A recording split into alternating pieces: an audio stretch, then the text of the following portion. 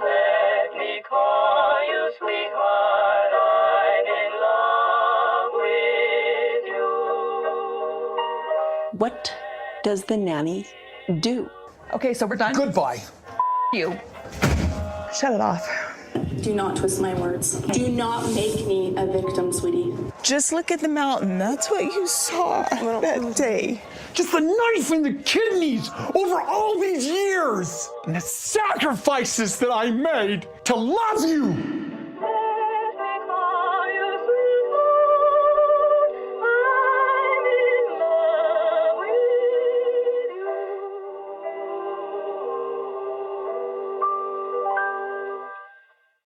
Season 4, Episode 9, Meri's Baby Decision. Kimber, how do you feel about the title of this episode?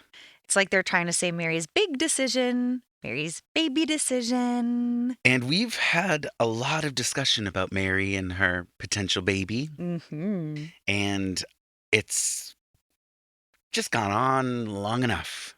It's just being drug on and on. On and on. On and on and on. Season 4, they're really trying to beat us over the head with Meri having a baby decision. Mm-hmm. So lovely. The episode opens at Meri's house. Oh. And Kody is telling us about how he usually likes to take wives out for their birthday and their anniversary. But last year, Meri got neither. Oh, neither. Neither. And I have to say, her hair looks very good here. It's smoothed down. She didn't flip it out. It looks a little greasy, like maybe she's using some Pantene and there's some wax buildup.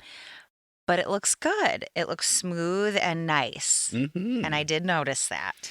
Yeah, it feels like the extremes come with the couch moments, the interviews. Yeah. It's like when they were wrapped for the season and they were doing their interviews, it was like Meri went extreme. All out. No, it looks very nice here. And I was pleasantly shocked. Shocked. Yes, but in a Yes. good way. It seems to me like they didn't get to do birthday and anniversary last year because of the move, the run out of state, the place, all the things going on in their life. The chaos. The chaos, the Brown family chaos. They do give us a flashback of Kody giving Meri the little piece of paper. Remember the clip art piece of paper for her birthday with the Mexico trip, and she's sitting on the couch with her leg up in the knee brace. The drama. Love those flashbacks, especially because they give us the nice sepia/black and white tone. So it's like, remember back. And it's like, yes, we do remember. It was just a few episodes ago and we made fun of it ad nauseum. Kody has to go house to pack. Oh, yeah. He's got things, and he's like in all these women's closets, my wife's closet. In the 4 houses, there's a lot of things. Like he's like correcting himself, He's and it's like, on his oh my words. God. So gathering all his clothing for this big trip that they're going to take. Did they say anything about where they're going at this point?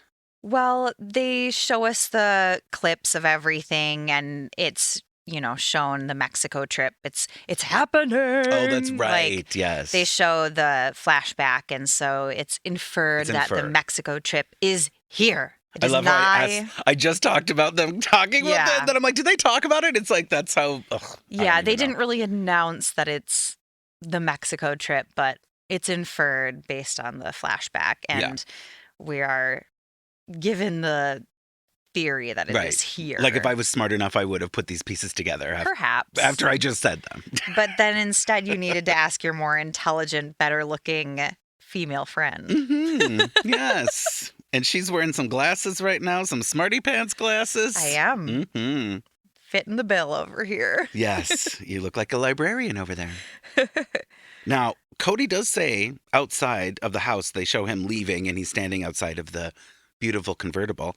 Sidetrack, the Meri Kay convertible. Oh, yeah. We did receive a comment from someone on one of our recent episodes saying that when Kody was talking about his marketing vehicle, like, oh, he got this car from marketing. We were like, what the hell? Like, what is he marketing?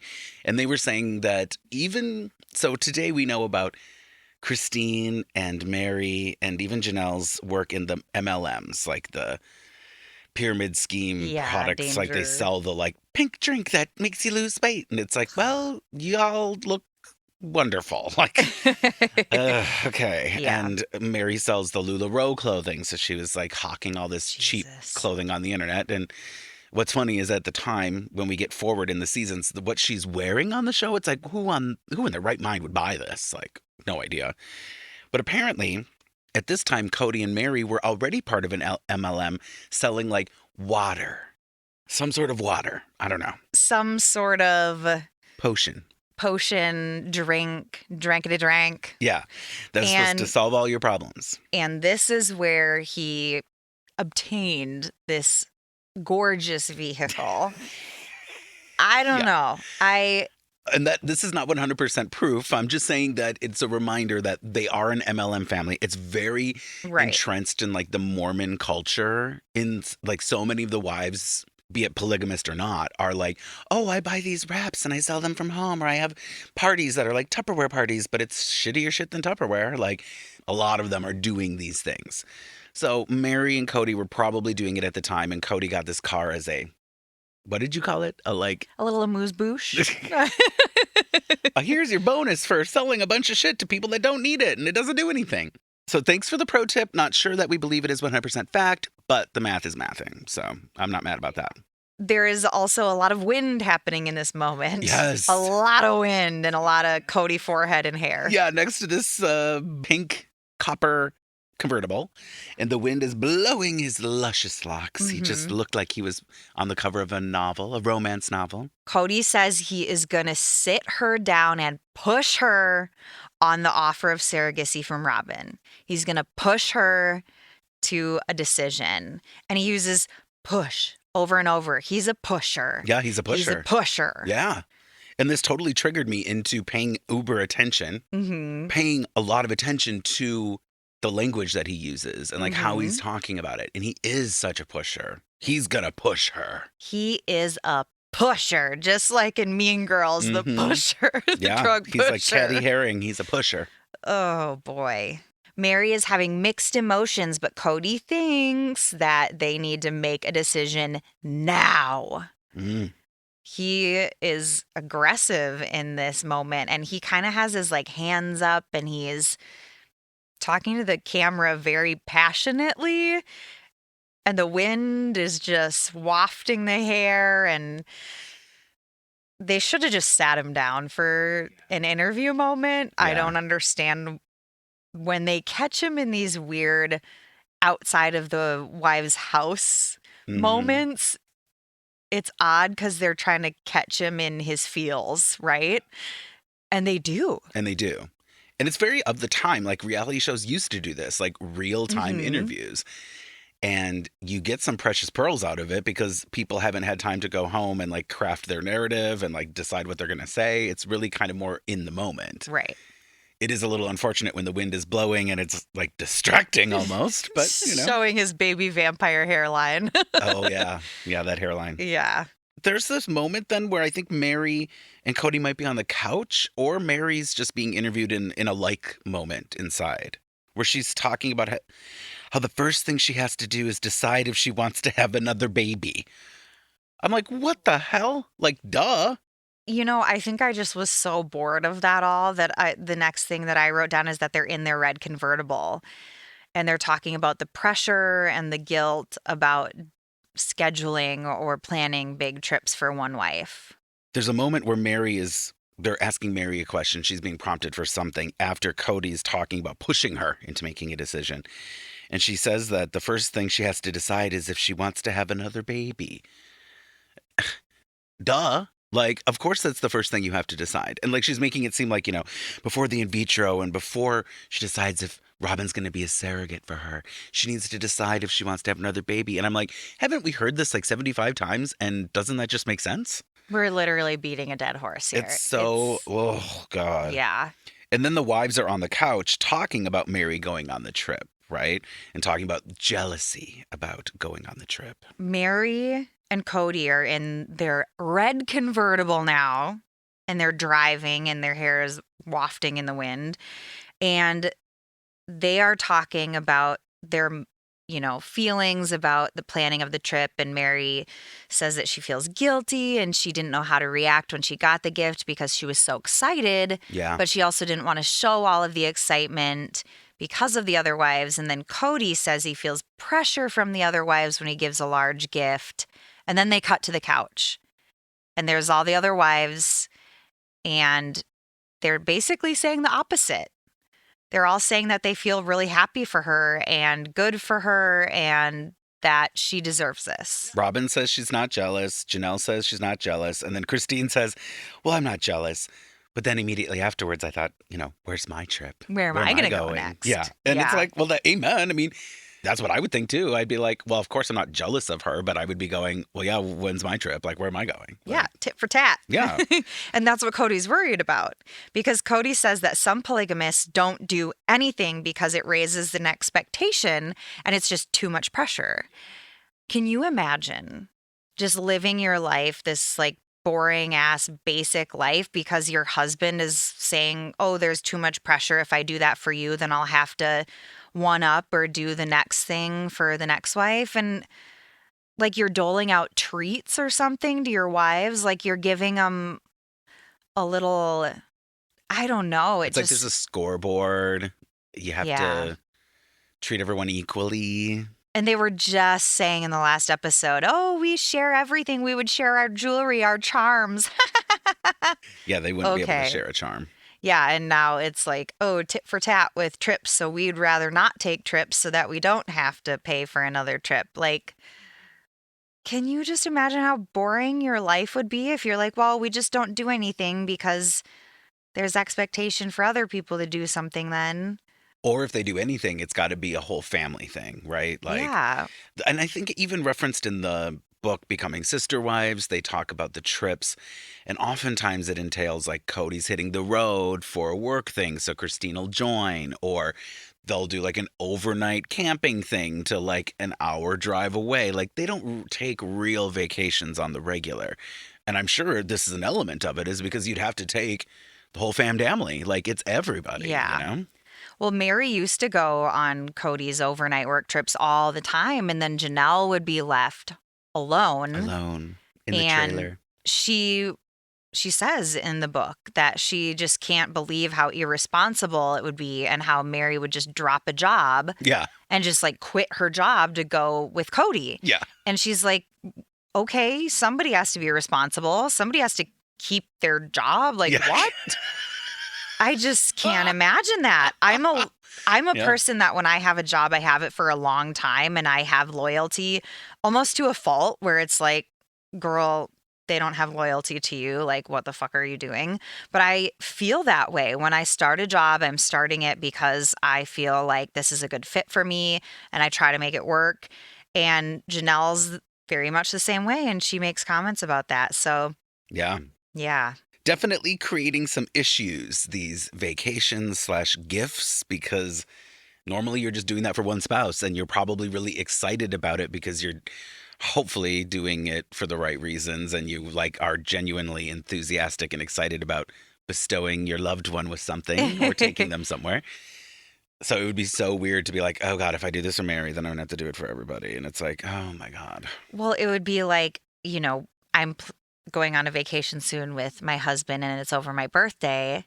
And I brought up tonight, I said, oh, well, we can celebrate my birthday when we get back over the weekend, which I'm like, I don't mean celebrate, like plan a party. I mean like, okay, we could stay up late and watch a movie and be silly together like we like to do. And it would be like him being like, oh God, now I got to plan a trip for Chris because Chris is our third. And like, what am I going to do for Chris now? Oh God. No. That is funny, like to go on a vacation for your birthday and they'd be like, when I get back, we can celebrate my birthday. It's I like, did oh say God, that. girl. I did say it, but I didn't mean like celebrate my birthday when we get back, like a big shindig. I meant like, well, we'll be getting back a couple days after my birthday. So, and it's going to be the weekend. So we can do like an at-home little friends stay up late silly night. Yeah. Which is my favorite thing to do now because I'm old. Because you're old. I'm old. You my said it, not bones me. Hurt. You're old. Now we cut to Cancun. Well, we cut to Mexico. The airport did have a word Cancun somewhere on it, so I'm assuming they flew into Cancun. Mm-hmm. And Meri says they usually do an all-inclusive, but this time they're renting a condo. And they did pick up this red convertible at the airport, I'm assuming a rental vehicle.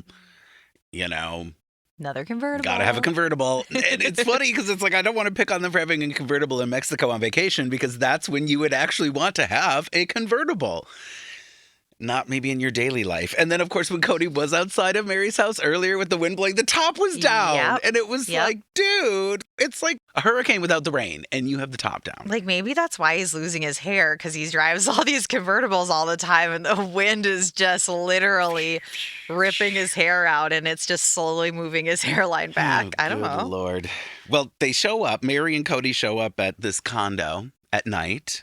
And it's kind of funny because when they're walking in, Meri points up, and then on the roof or on the ceiling of the exterior of the place is like a gecko or like a lizard like scurrying. And she's like, oh, My favorite. it's like, yeah, I mean, I would be like, that's cool. And then I'd be like, close the fucking door. I don't I want would that try to in. catch it. Yeah, you would. One of the first trips that Dave and I ever went on to Mexico, I let a stray cat into our room. And I was like feeding it outside of our door, which they said not to do, and it came in. And then for like 2 hours, we were trying to get it out of our room. Darling. I shouldn't say stray. It was part of the resort. They had these cats that they fed and took care of. They had like a cat area with cat trees and stuff outside, but they were outdoor cats, and one of them came in. And my husband's allergic, so... This story just keeps getting better and better. Oh, boy. After arriving at the condo, they go out to the back side of the building and look at the view, the ocean view. Unfortunately, it's nighttime and it's like pitch dark, so they can't really see the ocean, but they can hear the ocean. They can smell the ocean. And Kody says that he could spit into that ocean. They So are close. right next to the ocean. They make that very clear. Right there. At this point, I took note of how weird Meri and Kody speak to each other. There's just this underlying thing with them where it seems like they're not even close in a way.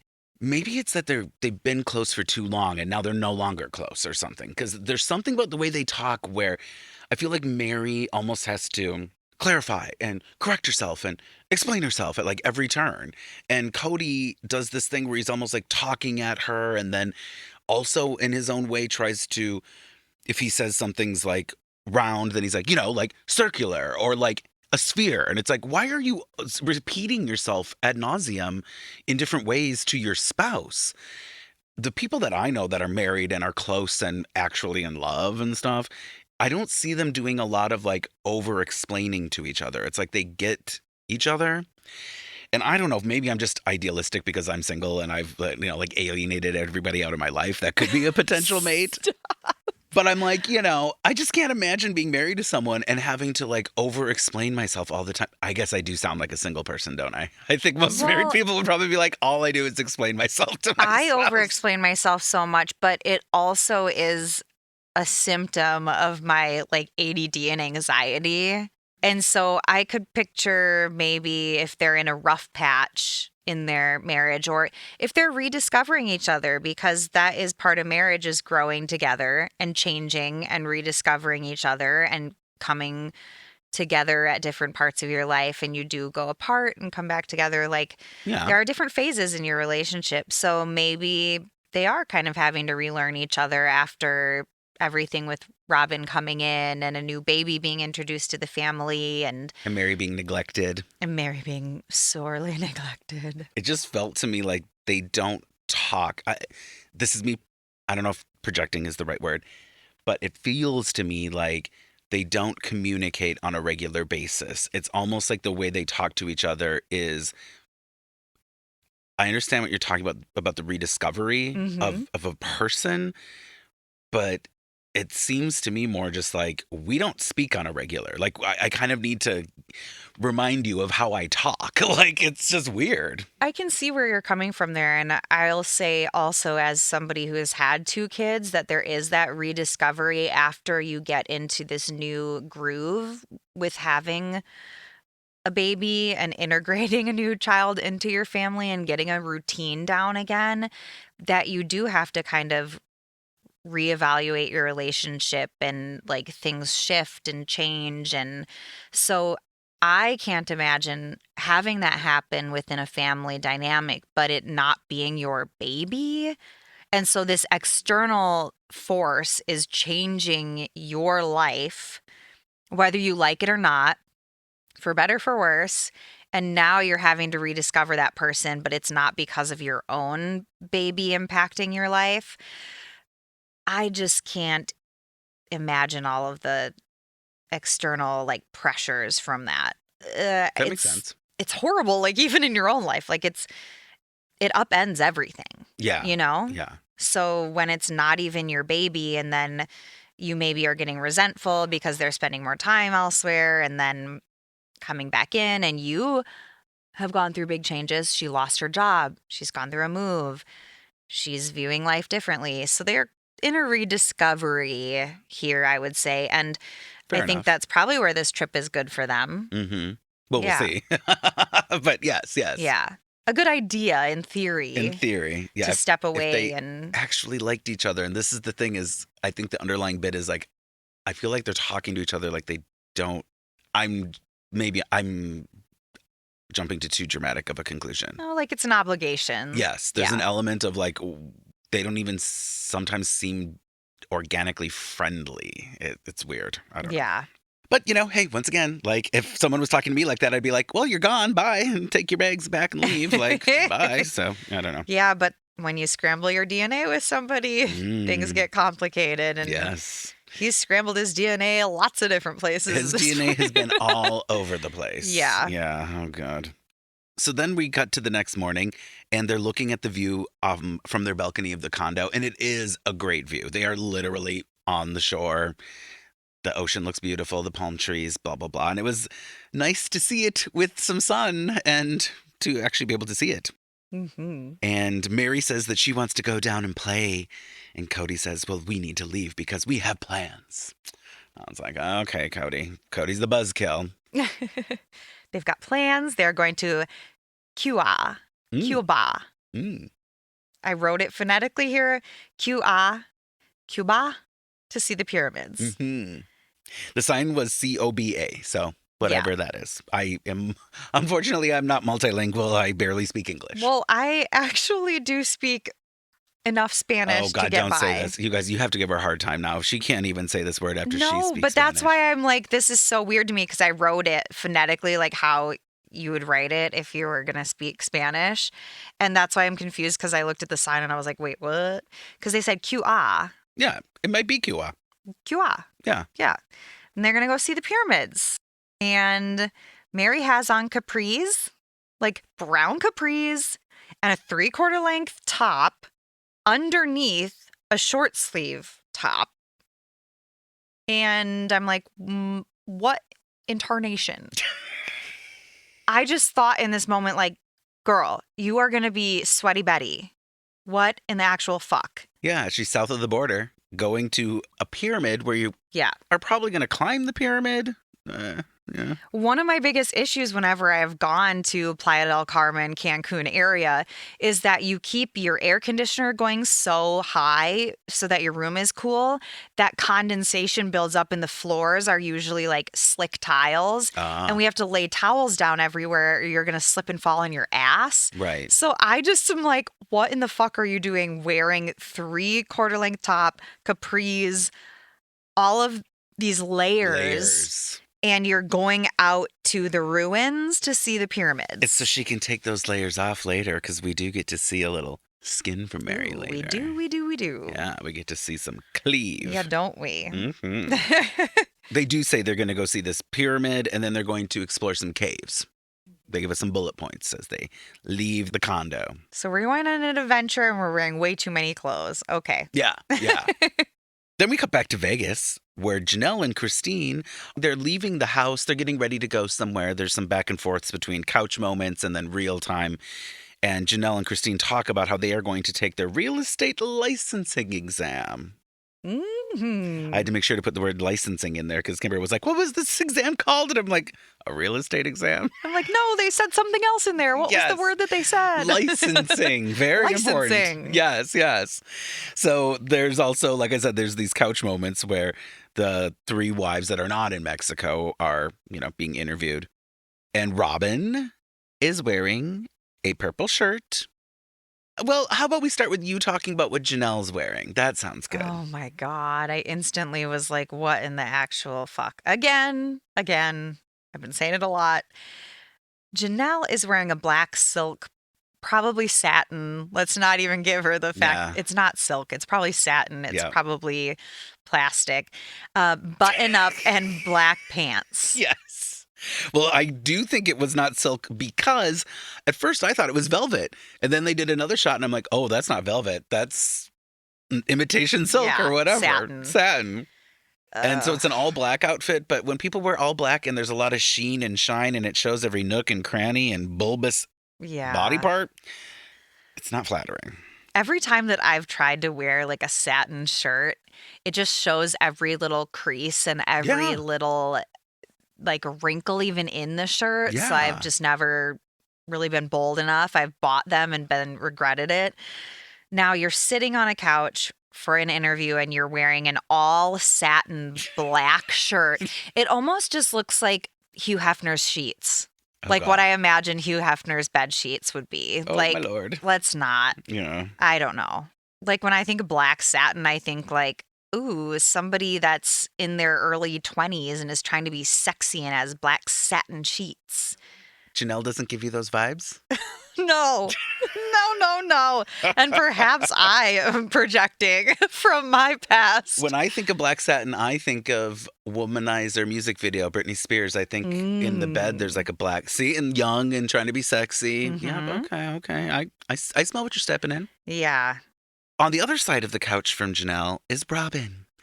And she is wearing a bright purple top. I shouldn't say bright, a purple, like an elementary school colored purple shirt. And I was wondering if it was a collection of my sister wives' closet jewelry. But then, upon closer examination, I recognized that there was only one, what is that called? Chain. Chain, thank you. So it's one chain and then like a smorgasbord of pieces. Like a bunch of baubles just like hanging on it.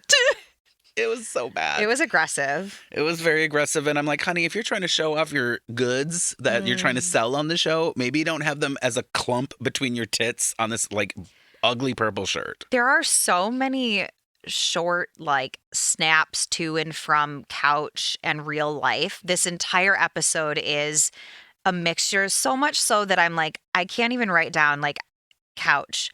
Real life, couch, real life, like interview moment, real life.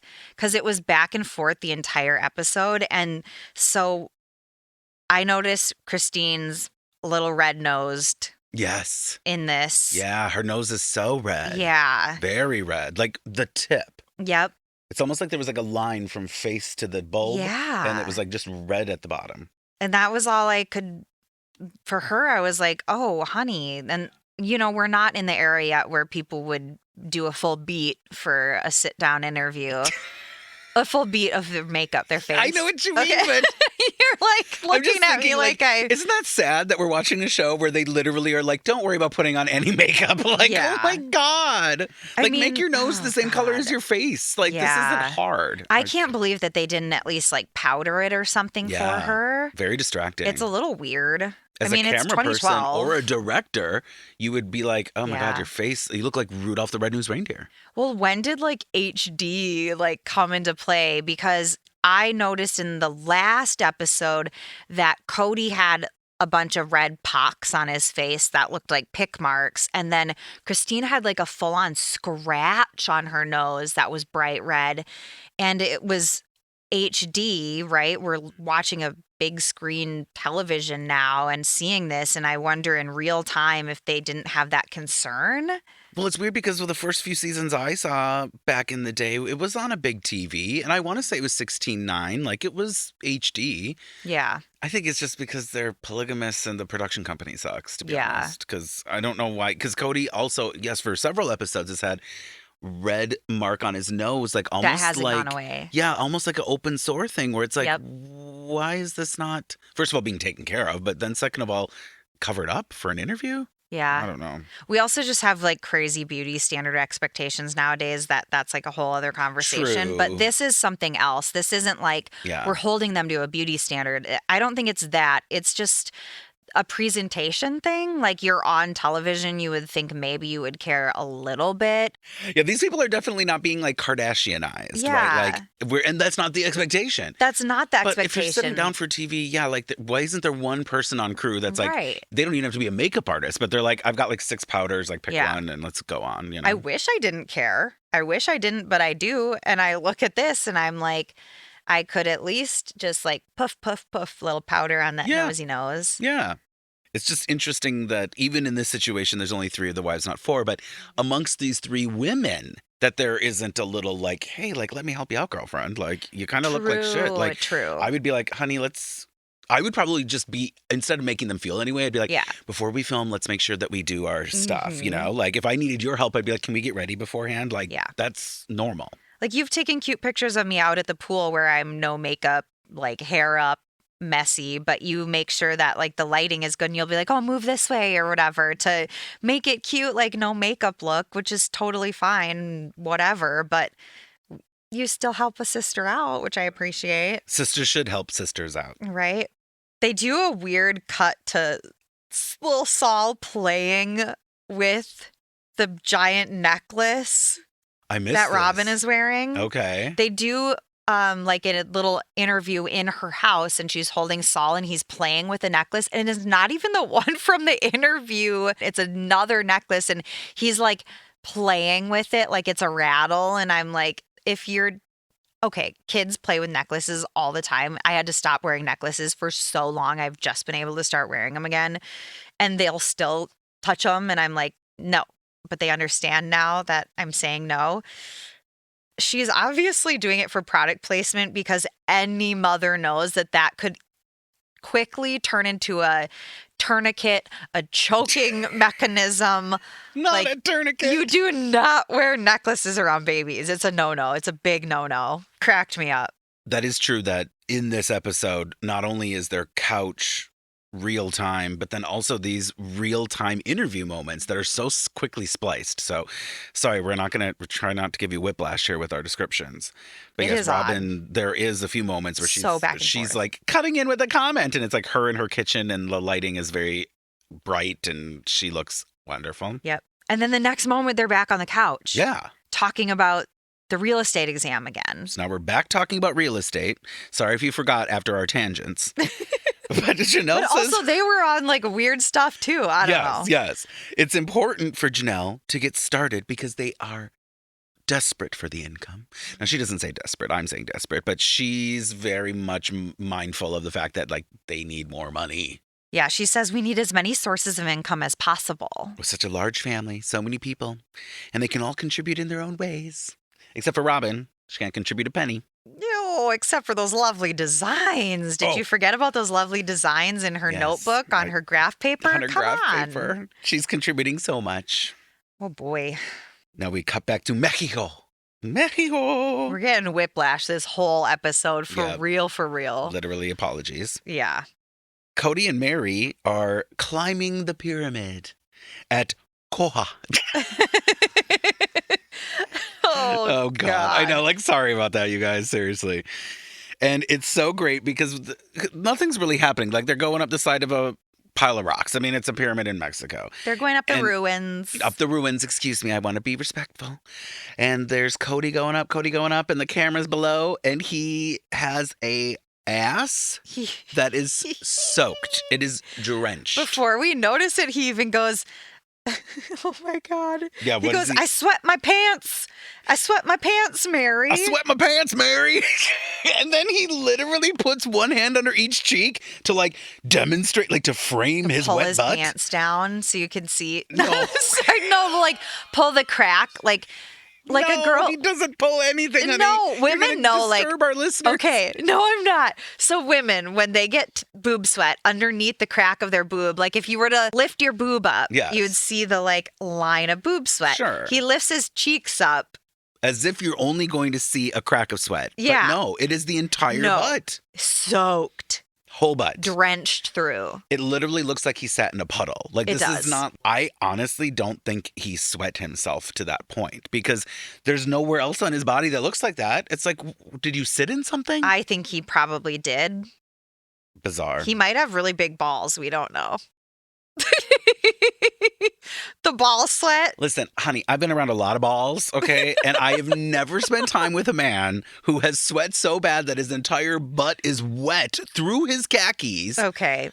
But then, like, nothing else is happening. Like, that doesn't make any sense. He is wearing long sleeves, though. Like, why is he wearing a long sleeve shirt? And it might be linen. It looks like maybe a white linen blue striped shirt, like he's going back to his roots with the striped shirts. Yes. But why the fuck is he wearing long sleeved shirt and then khakis, and they're like thick khakis?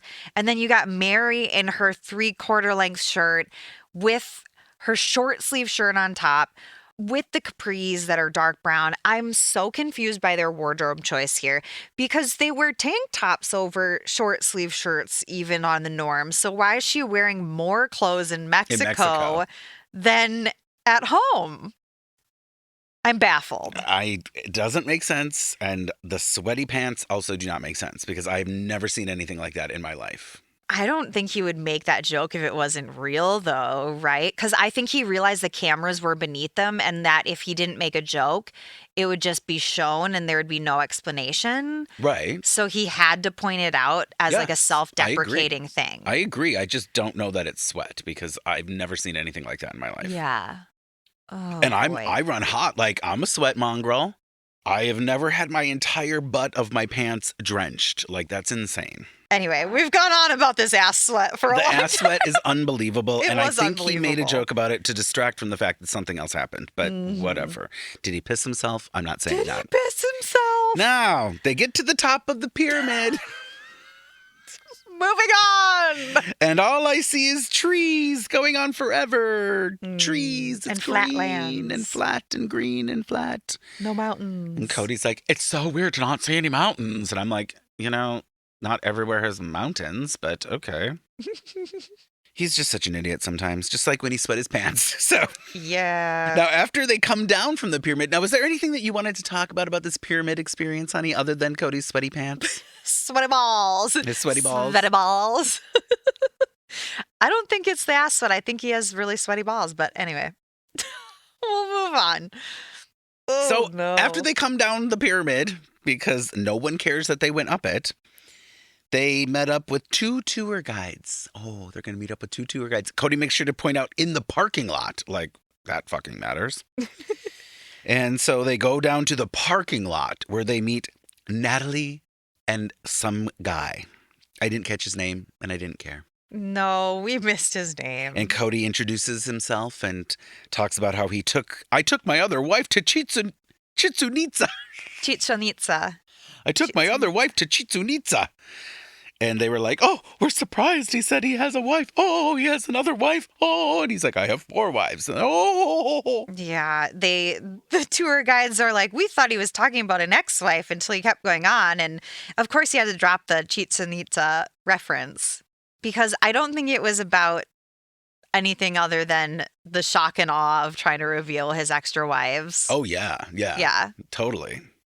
It's all tongue-in-cheek, like he gets off on it, He's Yeah. a showboat. So now they're going to have to ask me follow-up questions. Yeah, I'm being it was obtuse about my weird. other wife. It was really weird. Sorry about that, ladies and gentlemen. I have an aversion to obtuse people. So they change into swimsuits, Meri and Kody. They get ready to go down into a cave. They're going to go into a cave with a lake. They're going into a cenote, A cenote. which is like an underground lake. I've been in a cenote before. It's pretty cool. Yeah, I would Yeah. love to do that. I even like the idea of what they're going to do. They're going to propel into this big gaping open hole and go down into the water below. And I think that sounds fun. Kody, I think, even uses the word spelunking or something to that nature. And I was very excited because I've always wanted to go spelunking. The cenote that we went into the first time, that was very dark. Like, you can't see the bottom. Like, you can't tell what's in the water underneath you. And that's my nightmare. It's nightmare fuel to me, literally.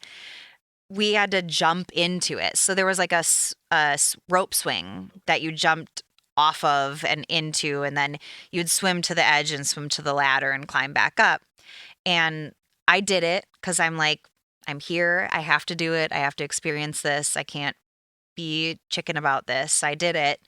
And then there were other cenotes that I've been to. We've been to Mexico multiple times. I love Mexico. I don't know. I love it. We've been so many times. And the one that we went in the last time that we were there were little fish in there that would like nibble the dead skin off of your body. And I'm really scared of fish. So I was kind of freaking out the entire time. They would like nibble on your toes to get the dead skin off. And it was terrifying to me. Okay. I would recommend it. I would recommend trying it. It is gorgeous. It's really cool. It's something that's unique and an experience to be had. Yes, of course. The big open hole. The cenote. This one has a ladder hanging from like the middle of the gaping hole. And Meri is getting ready to go down, and she is showing so much skin. Her titties were out. Yeah. There were boobs. There were arms. There were other body parts.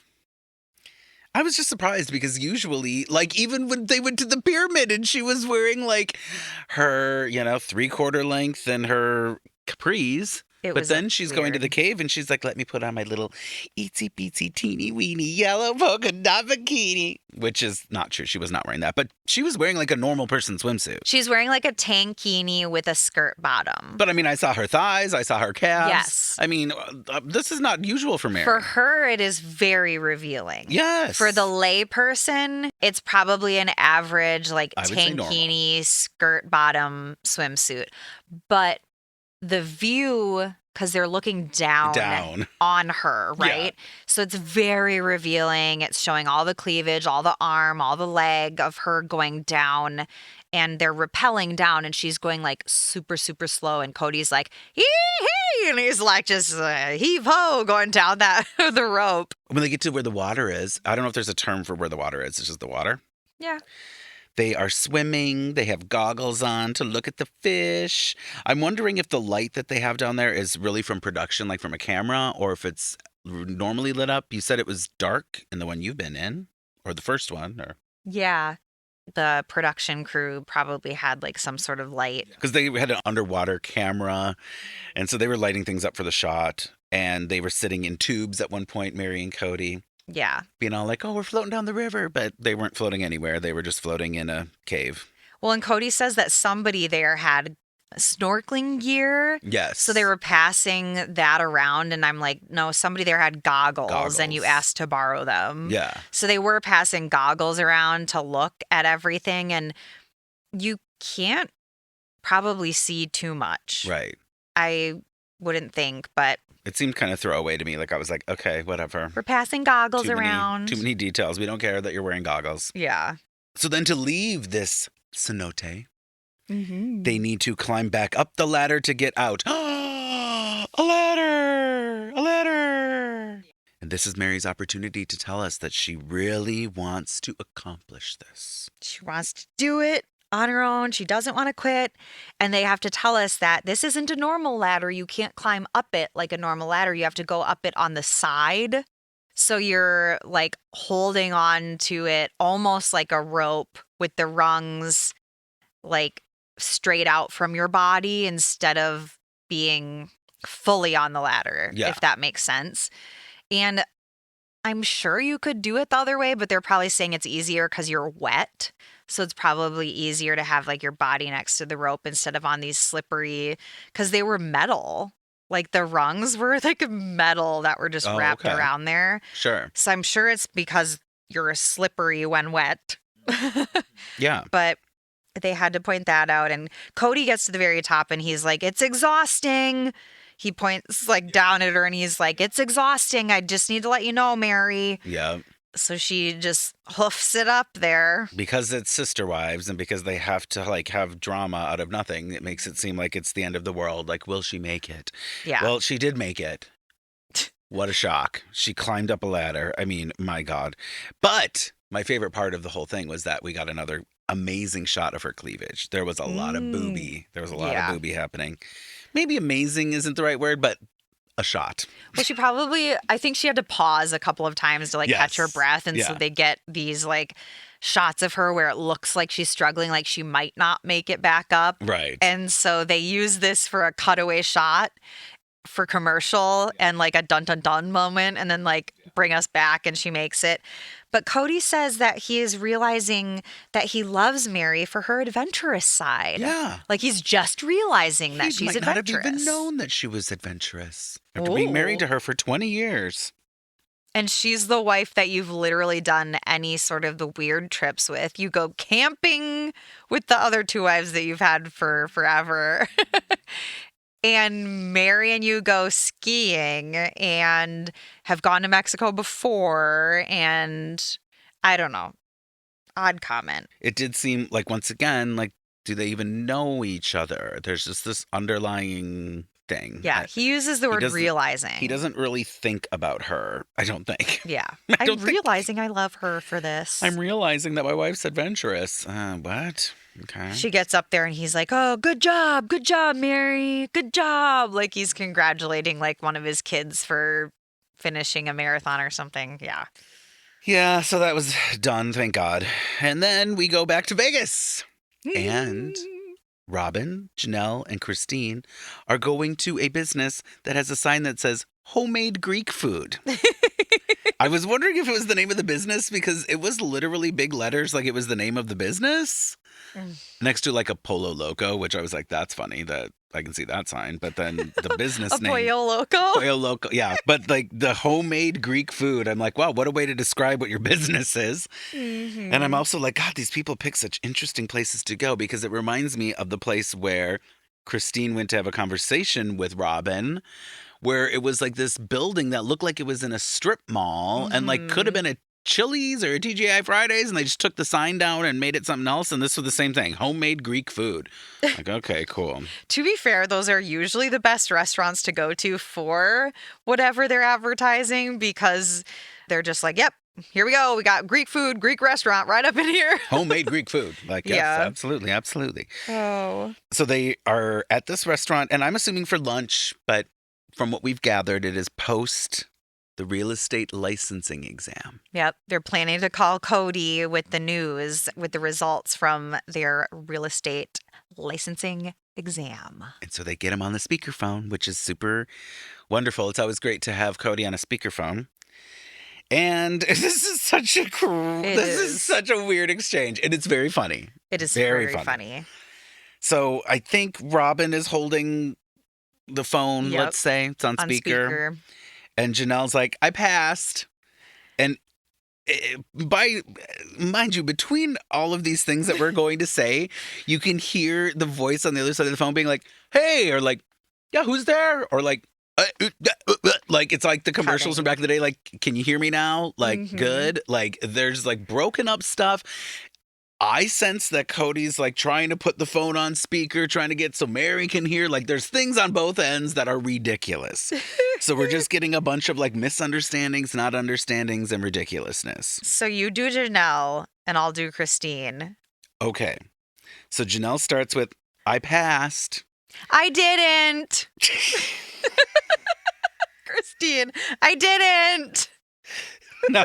Surprise. Surprise. So now he can't hear what they're saying. So Janelle has to repeat it several times. I passed. And he's like, oh, Christine. I didn't pass. I didn't pass. Can you hear me now? Cody. Cody's like, what was that? What was that, Christine? And it's like, Janelle's like, I passed. And he's like, what was that, Janelle? And Christine's like, I didn't. And it's like, oh my God. He keeps saying congrats to both of them. Congrats. Christine's like, I didn't pass. I didn't pass. Yes. Christine does have to say that she failed the test multiple times. Oh, yeah. Loudly in a restaurant. It's so good because I failed. Yeah. Her level of like, this is okayness dwindles with each time that she repeats she's it. Yelling it. She's like, I didn't pass. And then eventually by the end, she's like, I'm a failure. Okay, I failed. Like, it's so good. Cody's response is like the best. Yes. It's so funny. Yes. Such a dad response. Yep. Congratulations, Janelle. Bummer, Christine. Bummer. Bummer. Very much a bummer for Christine. Oh, that was funny, though. We are going to Shell Ha to play with dolphins now. Playing with the dolphins, Meri and Kody in Shelha. Shelha. Well, they have this really weird and awkward conversation about Natalie and how cute she is and how Meri thinks she's so cute. Oh, she's so cute. And then they cut to the couch with the women, and Christine says that Meri needs to be done bringing women into the plural of it all. She needs to be reined in, she says. She needs to be reined in. And they show this really long and awkward clip of Meri hugging Natalie after she gets out of the cenote. Like, she just... Slow motion. And she's rubbing her back, like, really slow, and they make it, like, look like it's a really long time. Because Meri's in that swimsuit. And Natalie is as well. So you see a lot of skin on skin. A lot of women touching each other. And it's literally lame. It's just in slow motion. Yeah. They're trying to make something out of nothing. Yes. And Cody's like, I'm not open to it. It was just a joke. We're not open to it. Not open to another marriage. As if you'd have a chance with her. Right. As if she was interested in any sense. Yeah. Definitely not. But this is also part of their whole thing, right? Is like, we're not in an open marriage. Not interested. Okay, well, were you saying that when you met Robyn? Because it's... There is maybe a difference between being in an open marriage versus being open to taking on another wife. They would make that clear in the past. Oh, we're not swingers. We're not bringing other people into our bedrooms. But we might always be open for another wife. Oh, I'm not open for another wife.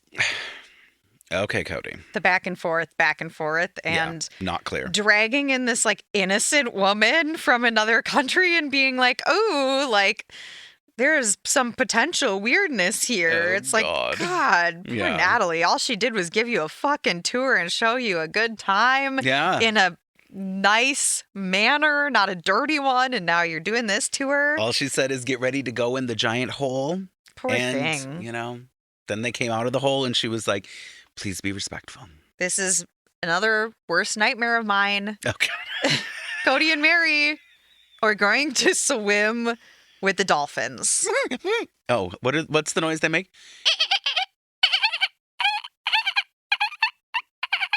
I was not expecting that to be so good.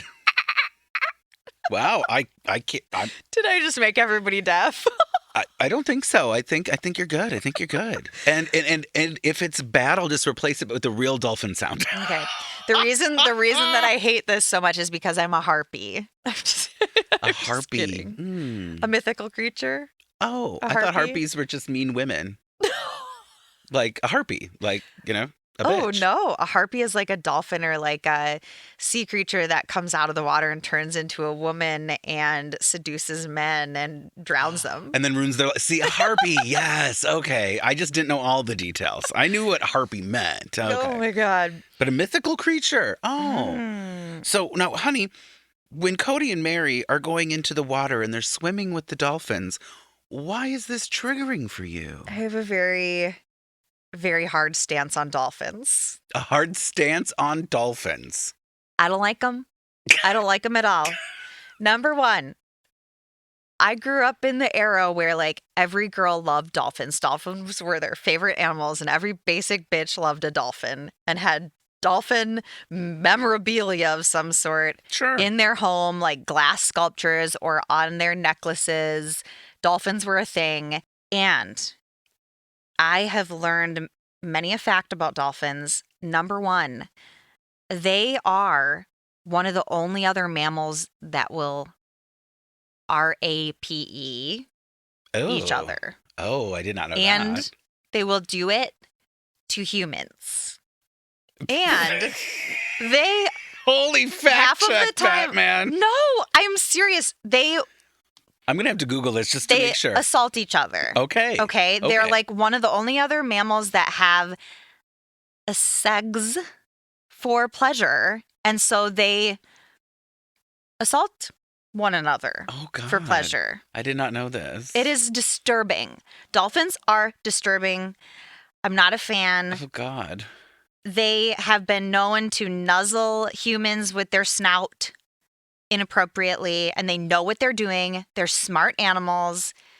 They're aggressive, and the fact that we cage them is disturbing. We should be scared that they're going to retaliate, and they do, from what I've heard. So they should be out sexually assaulting each other in nature? Yep, as not God doing it intended? to us in enclosed quarters while we're trying to ride on their snoots and they accidentally, Oh, God. oops, wrong hole. Oops, wrong hole. Oh, God.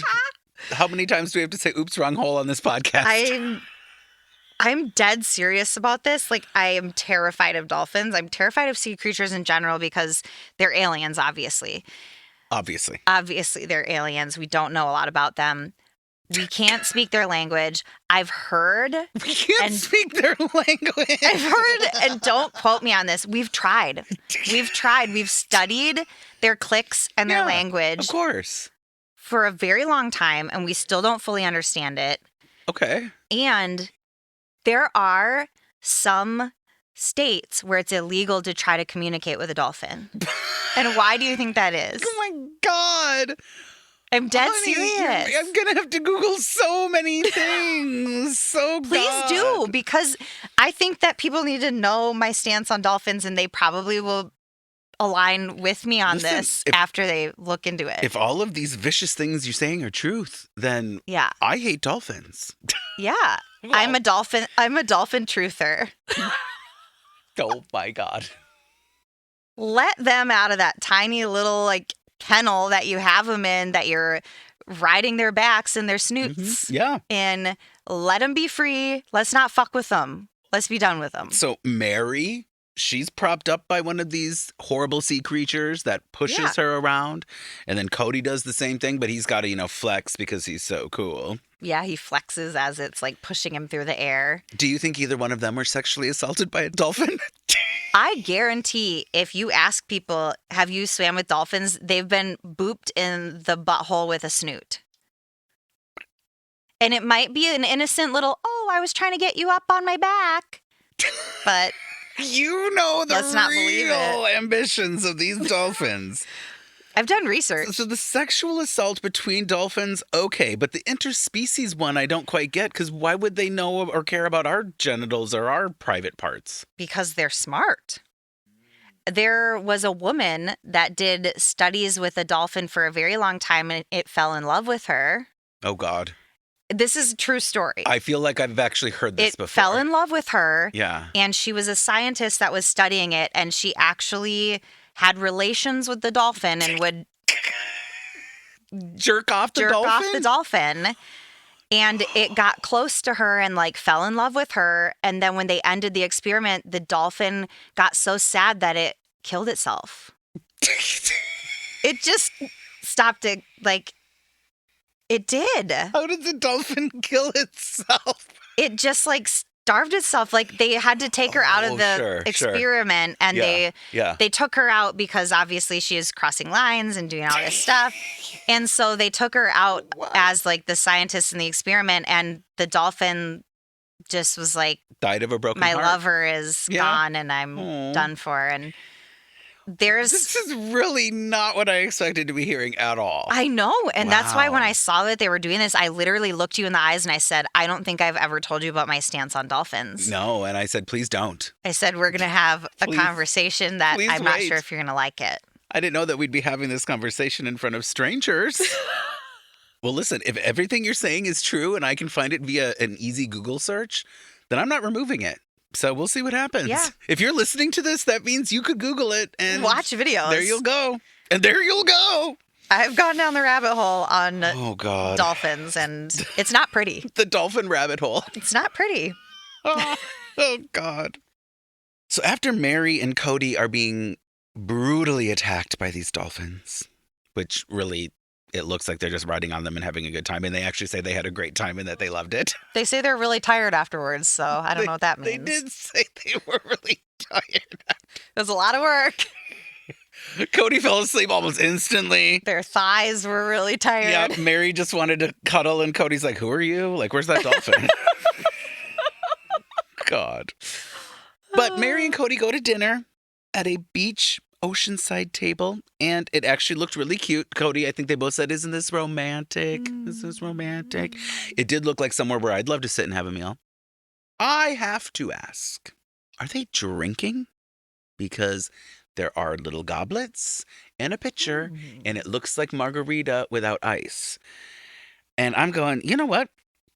In season 1, when they went on their trip, they were drinking. Like, there was salt-rimmed, blah, blah, blah. Meri was like slurring words. Yeah, Mary's like, I don't know if I should have a baby. And here we are, like, however many years later, talking about the same fucking thing. He says like 2 years later, Yeah, I think they're drinking. I think they are too, and I think this because of Mary's like emotional reaction, the way she looks is like so disheveled when she gets upset. I have to point out she's wearing white capri tights and a white long sleeve shirt under her outfit. Under her outfit? There's an outfit on top of this like white She's wearing outfit. things. Oh, God. Oh. It's like she's wearing something that like football players wear under their jerseys and like pants. Sure. It's very weird. Weird. And 'cause she's on the beach. Why not wear like a nice flowy white like sundress thing or something? The only thing I can think is that you maybe got an aggressive sunburn and so you're covering it up. But nope, because she started the trip this way. She started the trip in her capris and long sleeve. God, these choices of outfit on a vacation are just odd. They're so odd. And I was thinking maybe she wanted to wear more layers because of her experience with the dolphin, but I don't know. She's scared that they'll spot her from the ocean and like work their way up onto shore. Meri! A harpy's gonna get her.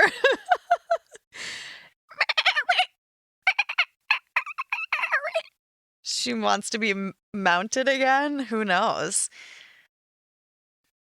Okay. Kody asks Meri about her thoughts on in vitro. And, you know, Meri does make a very valid point, which is, I'm too young to be an empty nester, but I'm too old to start a family, which I shouldn't say it's a very good point. I mean, I think this is what we've been following from her. It's like, duh. It's a little weird to, like, start a family, because it's like, well, you already have a family. But I'm playing a semantics game here. Start over. Yeah, we know what she's saying. She's meaning, starting over. Yeah. Yeah, she's about to be an empty nester, which she is young for. They, you know, did have kids in their early 20s, which wasn't young for them, but is young for most people like nowadays. Yes. And to start over, you literally would be. You'd be starting from square one. Even without the pressure from your husband, it's like a weird thing to be thinking about and trying to plan, you know? Yeah, it's an odd thing for women, especially when like you're thinking about timing children. And I think there's something to be said for having children young because you are old enough to like, you're retired, you get to travel, you get to enjoy your grandchildren, and you're still with it and spry. And then, you know, there's something to be said about enjoying your 20s and early 30s and waiting to have children. And I think that it just all depends on the person. And I think it's been very clear for a long time to Meri and to the viewers that she's not really interested in this. Yeah. So it's like she's stating these obvious points again that we've all concluded. Yeah. This is why I think they're drinking. Because she says, I'm too young to be an empty nester, but too old to start a family. And immediately after he says, it's okay, whatever you want to do, but you don't feel like it's right. Almost like he's trying to convince her, like, no, you don't want to do this. Well, yeah, what I heard from Kody was like, it's okay, whatever you want to do, but you don't feel like it is, right? Like my interpretation of that was that he was saying, whatever you want to do is fine, but I understand that you feel like it probably isn't okay, like what you're doing. Right? And it is, they are drinking, and this conversation is so stupid because then, I shouldn't say stupid, but then Meri starts crying, and she looks aggressively, like terrible, like ugly crying. It's bad. And she's like, this is stupid. This is just stupid. And it's like, why are we doing this? Yeah. And then Kody's like, you do understand that you not having or wanting any more kids doesn't change your value to me. You need to know that. You need to know that in your heart. Yeah, right. It's like, when in all reality, let's be real, the AUB, the cult they're a part of, women's roles are to provide children for men. It is part of their religious dogma that the more children men have, the better the life they will have in heaven. That's why he part of the reason that you want to have at least 3 wives and you're part of this cult is because when you have 3 wives, you are guaranteed the next level in heaven. These people have fucked up ideas. So for him to say this, it's like a normal person, a person who's lived a life outside of a cult would be like, well, yeah, I mean, like, of course, it doesn't change your value to not be able to have more children. But to her, it's probably been ingrained her whole life that your value is about having children. And then their cult is literally like, if you don't have children, that's a problem. Like there's something wrong with you. It's almost like the way he's saying it is like this, well, you should know that. You understand that, right? Like it's obvious, right? And I'm just confirming it. And it's like, no, it's not obvious. In fact, you probably, if you were questioned and not being filmed, would say the opposite. And how many times have you tried to say this to her and reassure her? Like you're saying, is this the first time that you're saying this to her? And is that why she's getting so emotional? And especially if there's alcohol involved and you don't usually drink. Yeah. Especially if you don't usually drink together. It's like a recipe for And you may have disaster. never literally said something like this, or if has like once or twice. Like Yeah. the reassurance bit is not landing for me because culturally that would actually not be acceptable. Well, and in my mind, I don't think he's actually trying to reassure her. I think he's trying to convince her that she doesn't want any more because he doesn't want any more kids with her. With her, yeah. I think that both of those things are true. So I think it's like this selfish way of trying to like let her off the hook, let her feel better because fuck, I don't want to be doing this with her again. Yeah. That's a whole entanglement for another 18 years. That's a different connection than you have without a child. So Yeah.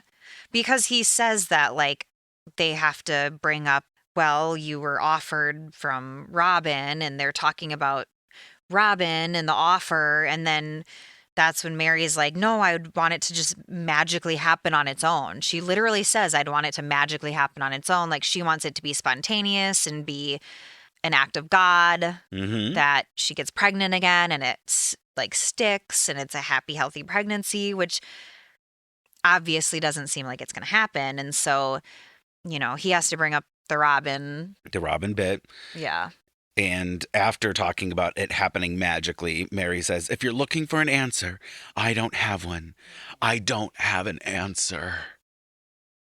Rewind to the beginning of this episode where he says he's going to push her to give him an answer. And she's saying here, I don't have an answer.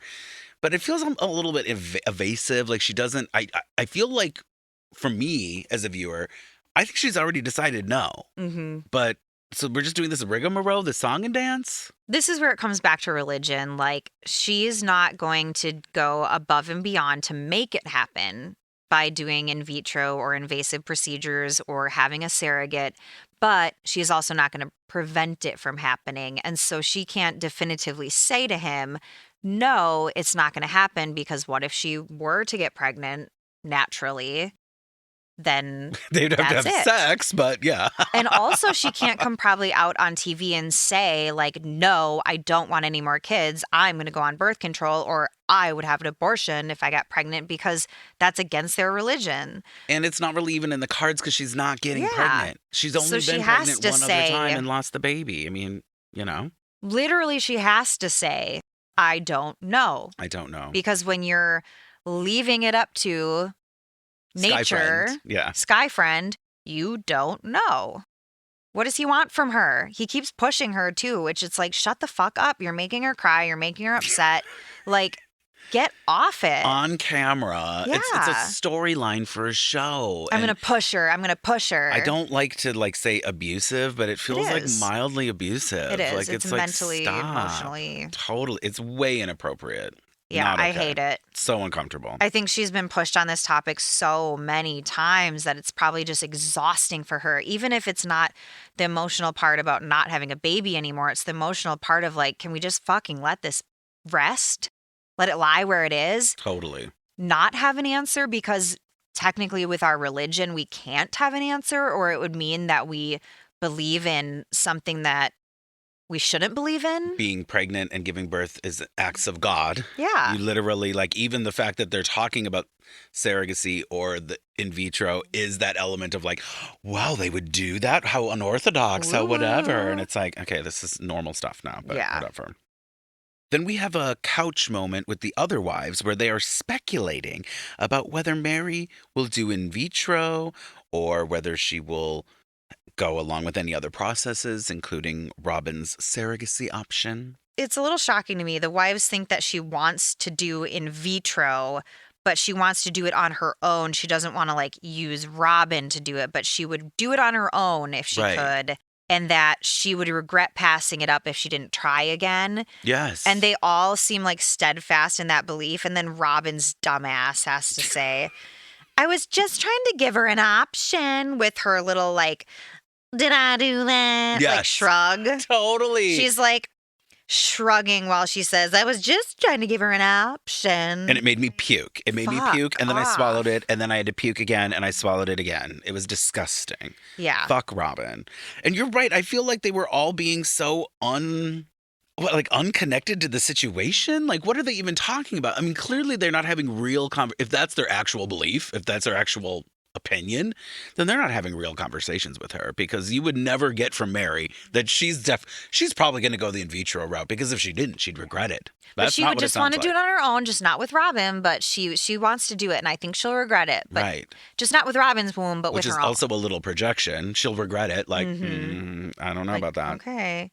And then they, of course, go right back to Kody and Meri, and Kody says, well, I think we should just do one more visit to the doctor and find out if your eggs are viable, so that we aren't just sitting here and waiting for a decision.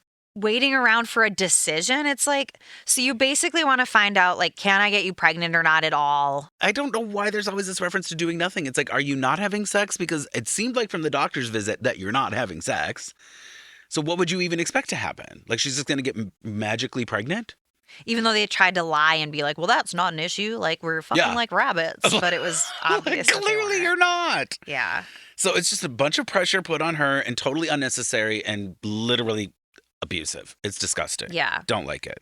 Which is so weird, because in another universe, in another conversation, this would be a totally reasonable thing to be discussing. Like, be like, let's go see if your eggs are viable, because we really want to be informed for our next step. But that's not what's happening. Instead, it feels like Russian roulette. Like, he just wants to make sure that there's not one bullet still in the barrel of that gun. And if he accidentally pulls the trigger, like, that's going to be the one. Yep. He wants to go and make sure and have it tested. He's being really pushy about making a decision, and it feels to me like she just doesn't It's shitty. want to. She says, well, okay, maybe, like at the end. And then they just like have a shot of them in a prom pose looking out into the ocean sunset, and it just slowly fades away. And it's like the end. Did we get a decision for Meri? What was this episode called? Meri's baby decision? Yeah, it was like Meri's baby decision, like Meri's big baby decision. but yes. Baby decision. And I guess we're left at the end of the episode with no decisions. Nope.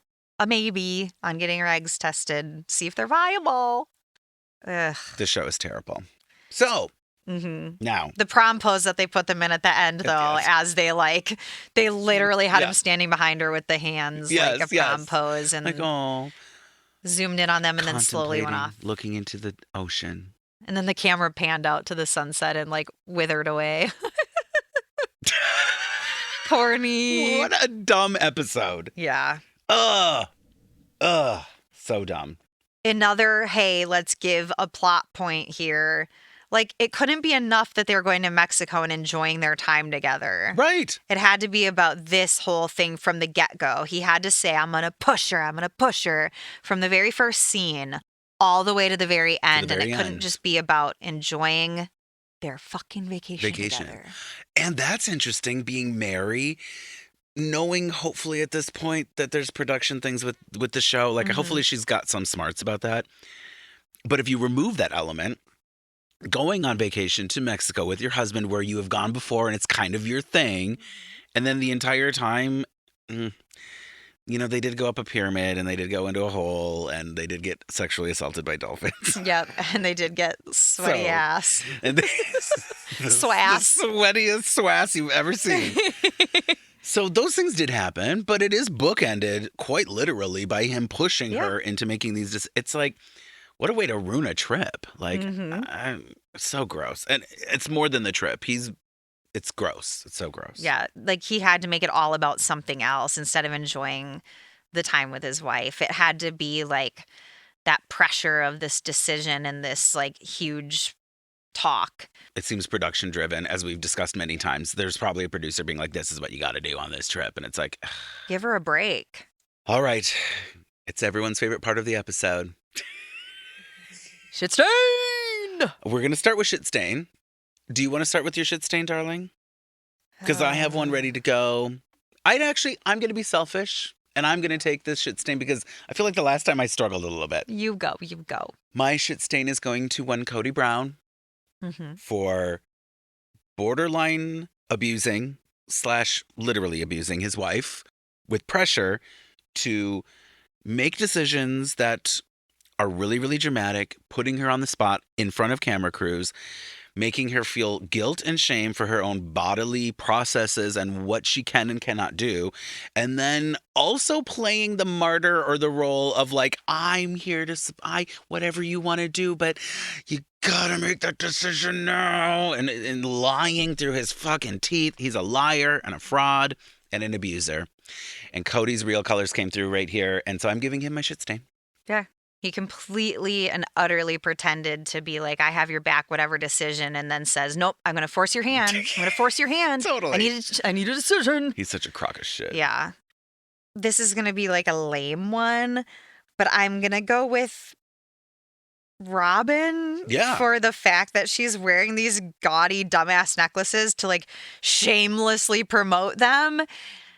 And she's trying to do her own product placement, and it's literally just her. Like, she is wearing the necklaces in these scenes, and no one else is. And she's doing a terrible job at it. Yeah, she is. And then, like, her baby is, like, playing with the one, and it's like any mother realistically knows that you don't want, like, a choking device hanging around your neck for your sake and your baby's sake. Also, that moment on the couch when she was saying the whole thing about how she was just giving Meri an option. Yeah, that and her little shrug thing that she does to try to look like innocent and coy, and it's so phony. Yeah. It's so phony. I literally wrote down like, did I do that? Like the, ugh. Yeah. It's like, yuck, shut up. So yeah, Robyn gets my shit stain, even though we only saw her like cut in here and there, and she maybe had 20 words. Kody and Robyn deserve each other, that's for sure. Definitely. So, mustard seed. Well, I do believe that I'm going to give my mustard seed to one Meri Brown. Oh. Because Meri Brown endures a lot on this show, like throughout the life cycle of this show. And whenever there's an episode where I feel empathy or sympathy or anything but disgust for Meri Brown, I must acknowledge this. It's part of my own journey of growth and becoming a better person. And I feel bad for Meri in this episode. I feel like she's just getting browbeat by Kody with this thing. And it's like, I've had enough of it as a viewer, not even as a human. As a viewer, I've had enough. Like, I don't want to hear this anymore. I don't want to talk about it anymore. It's stupid. And then just to know that it's like her real life. So it's not just something that she can probably wink and nod and be like, I know it's for production and whatever. Like, it's enough. It's enough. And I just feel bad for her. And I don't like saying that. So I've got to give my mustard seed to Meri. I just think it's these moments where we can kind of understand why she turned out the way she did and why she made the decisions that she made. Because if anyone were put in these like positions that she is over and over again, and you're having your fertility hung over your head like this, and it's already a part of your religion, and you were raised a certain way, and you have this like self-loathing about it, and then it's a plot point repeatedly, and your husband is okay with it. I think in an instance like this, my husband would be protective of me, and he would be like, we're done. Yeah. We're not bringing this up with her anymore. It's hurtful. It's harmful. Like, please don't bring this up again. We've already decided that this is over, and stop. And he doesn't do that for her. Yeah. And it's probably super hurtful. And also the other sister wives are still in on this plot point too. They're sitting there pretending that she would want to do in vitro and not hearing her. And the frustration has to be so real on her end, and the hurt and the sadness. And I just truly can't even imagine. So, I mean, at best, they are negligent or not paying attention. And Yeah. I don't think that's true. I think at worst, they're making it seem like she should be doing something. The other wives. I think that the family in general is just like greedy and desperate to make something happen for themselves. So Yeah. they're willing Yeah. to put her neck on the line repeatedly for this plot point. God. When you would hope that your family would say, enough is enough, like find something else for her to do on the show. But I mean, yeah, that's like a dark place to go to with this. But yeah, it really is. I think at this point it's dark, and she's perhaps tipsy again in this episode, and so she's kind of blubbering, and she deserves to be allowed to blubber. Poor Meri. Yeah. Take this mustard seed, Meri, and put it in the No. ground and watch it grow. Yeah. Well, I am going to give my mustard seed to Christine. Christine! Ooh. And it is solely based on the scene where she has to repeatedly scream in a restaurant that she failed her real estate Licensing exam. Oh, Yes. God. Oh, God. That's really something. I failed. Mm-hmm. It's funny how I didn't pass. And then I failed. It's just so failed, good. Kody. It's so good. It's a bummer for you, dog. Yeah. Bummer for you, dog. She does deserve a mustard seed for that because, she took it on the chin. She did, and she was blatantly honest from the start of the episode when they talked about it. And she goes, well, didn't really study much. Yeah. And then at the end, after she admits her failure, she's like, I thought I was done with studying, and now I guess I have to do some more. Yeah. And it's just like, girlfriend. It's a funny reason to give someone a mustard seed, like. Because they failed, but it's funny. Because she failed and she had to admit it publicly on repeat. She failed, but she did it with like all the grace that she was allowed to have with having to scream it aloud in a Greek restaurant. That's amazing. Oh my God, I love it. Listen, I fully support this mustard seed, even though I usually don't support anything to do with Christine. I have to support this. I do. Our Keep Sweet moment this week comes to us from Apple Podcasts, from N. April A. They say, this show is awesome. This podcast makes me feel like I'm amongst friends. It's a very cool dynamic and makes me want to watch the actual show, even though I had no interest before. Which I love. I always love. So thank you very much, and April A. I just love when people leave comments that are like, I don't watch this show. I never watch this show. I don't care about this show. Nothing. It just makes me feel so warm inside. Like I have a little mustard seed planted deep inside of me by a dolphin. By a dolphin.